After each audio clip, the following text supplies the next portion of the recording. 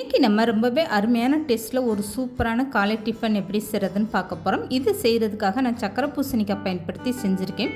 இந்த மாதிரி நீங்கள் குழந்தைகளுக்கெல்லாம் டிஃபன் செஞ்சு கொடுத்தா வேணானே சொல்ல மாட்டாங்க. அவ்வளோ ஒரு அருமையான டேஸ்ட்டாக இருக்கும். இதுக்கு சைடிஷாக ஒரு சூப்பரான பேரிச்சம்பழ சட்னியும் எப்படி செய்கிறதுன்னு பார்க்கலாம். ஹலோ ஃப்ரெண்ட்ஸ், வெல்கம் டு சமே டிலைட்.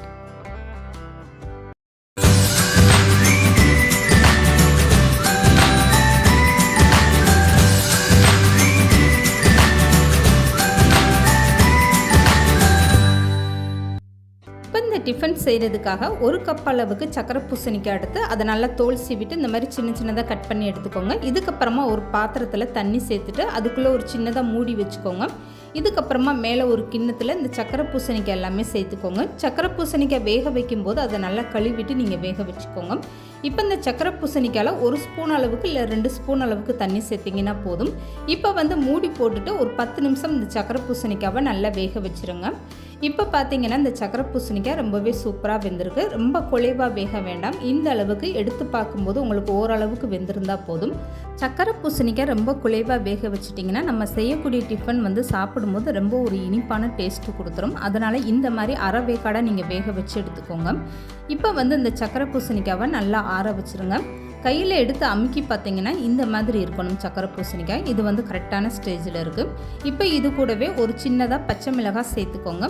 இப்போ ஒரு துண்டளவுக்கு இஞ்சி எடுத்து அதை தோல் நீக்கிட்டு 2 கட் பண்ணிவிட்டு சேர்த்துக்கோங்க. இதை தண்ணி எதுவுமே சேர்க்காம மிக்ஸி ஜாரில் நல்லா வலுவலுன்னு அரைச்சி எடுத்துக்கோங்க.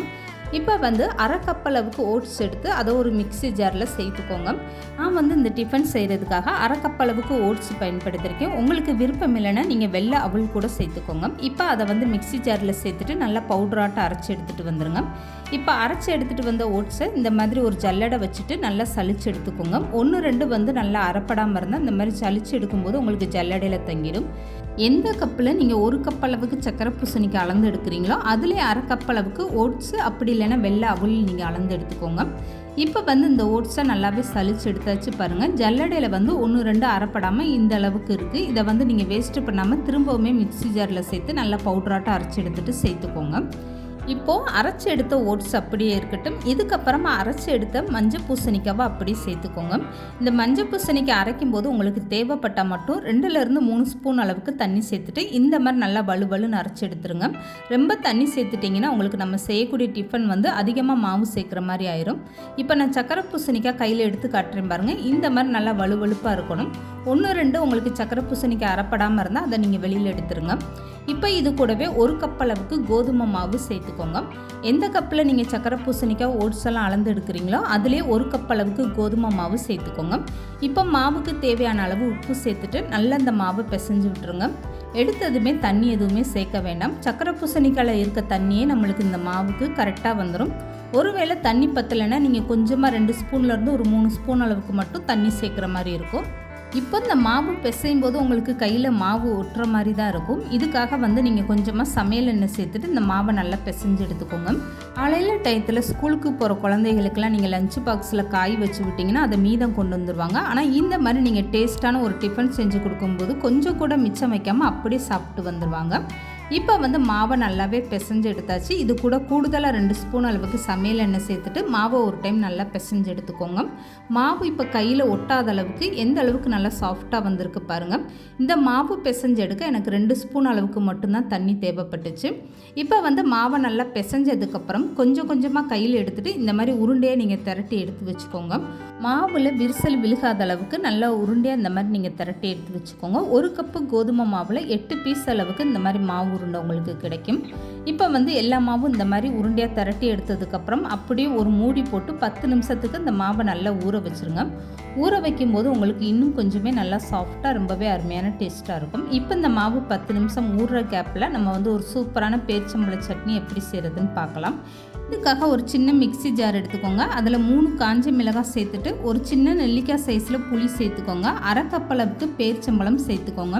அந்த பேரிச்சம்பழத்தில் இருக்க விதையெல்லாம் நீக்கிட்டு அப்படியே சேர்த்துக்கோங்க. பேரிச்சம்பழத்தை 2 3 இந்த மாதிரி பொடிசாக நீங்கள் கட் பண்ணிவிட்டு அதுக்கப்புறம் மிக்ஸி ஜாரில் சேர்த்துக்கோங்க. உங்களுக்கு சீக்கிரமாகவே நல்லா அரைப்பட்டு வந்துடும். இப்போ வந்து இந்த சட்னிக்கு தேவையான அளவு உப்பும் சேர்த்துட்டு இது கூட கொஞ்சமாக தண்ணி சேர்த்து நல்லா வலுவலுன்னு அரைச்சி எடுத்துகிட்டு வந்துடுங்க. இப்போ அரைச்சி எடுத்துகிட்டு வந்த சட்னியை நான் எடுத்து காட்டுறேன் பாருங்கள், எந்த அளவுக்கு ரொம்பவே சூப்பராக வந்திருக்குன்னு. இந்த பேரிச்சம்பழ சட்னி நீங்கள் தாளிக்கலாம் வேணாங்க, அப்படியே சாப்பிடலாம். இது சாப்பிட்றதுக்கு அப்படியே ஒரு சாஸ் மாதிரி ரொம்பவே சூப்பரான டேஸ்ட்டாக இருக்கும். இந்த மாதிரி ஒரு சட்னி அரைச்சி வச்சுட்டிங்கன்னா நீங்கள் நார்மல் இட்லி தோசை கூட சாப்பிட்லாங்க. இப்போ வந்து இந்த மாவு நல்லா 10 நிமிஷமாக ஊறிடுச்சு. இதுக்கப்புறமா நான் மூடியை திறந்து காட்டுறேன் பாருங்கள், கையில் தொடும்போது இந்த மாவு எந்த அளவுக்கு நல்லா சாஃப்டாக இருக்குன்னு. இப்போ இந்த மாவை தேய்ச்சி எடுக்கிறதுக்காக ஒரு சப்பாத்தி கட்டையில் கொஞ்சமாக நீங்கள் கோதுமை மாவு தூவிக்கோங்க. அதுக்கப்புறமா எடுத்து வச்சுருக்க மாவு உருண்டையிலேருந்து ஒன்று எடுத்து வச்சுட்டு இந்த மாதிரி 2 பக்கம் நல்லா பிரட்டி எடுத்துக்கோங்க. அப்போ தான் உங்களுக்கு தேய்க்கும் போது மாவு வந்து சப்பாத்தி கட்டையில் ஒட்டாமல் வரும். இந்த மாதிரி நீங்கள் மாவு 2 பக்கம் தேய்ச்சி எடுத்ததுக்கப்புறமா நல்லா லேசாக தேய்ச்சி எடுத்துக்கோங்க. ரொம்ப பேப்பர் கணத்தில் லேசாகவும் தேய்க்காமல் ரொம்ப கனமாகவும் தேய்க்காமல் ஓரளவுக்கு மீடியமாகவே நீங்கள் இந்த சப்பாத்தியை தேய்ச்சி எடுத்துக்கோங்க. இப்போ இந்த மாவு நான் வந்து தேய்ச்சதுக்கப்புறமா எடுத்து காட்டுறேன் பாருங்கள், எந்த அளவுக்கு நல்ல கனத்தில் இருக்குன்னு.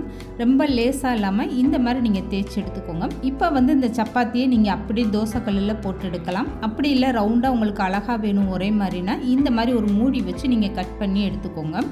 இதுக்கப்புறம் கட் பண்ணி எடுத்ததுக்கப்புறமா மீதம் இருக்கக்கூடிய மாவை நீங்கள் வேஸ்ட்டு பண்ணாமல் திரும்பவுமே இந்த மாதிரி உருண்டையாக திரட்டிட்டு நீங்கள் சப்பாத்தியாக தேய்ச்சி எடுத்துக்கோங்க. எல்லா மாவுமே நீங்கள் இந்த மாதிரி தேய்ச்சிட்டு ஃபஸ்ட்டு இந்த மாதிரி ஒரே மாதிரி கட் பண்ணி எடுத்து வச்சுக்கோங்க. அதுக்கப்புறமா இதை எப்படி சுட்டு எடுக்கிறதுன்னு பார்க்கலாம்.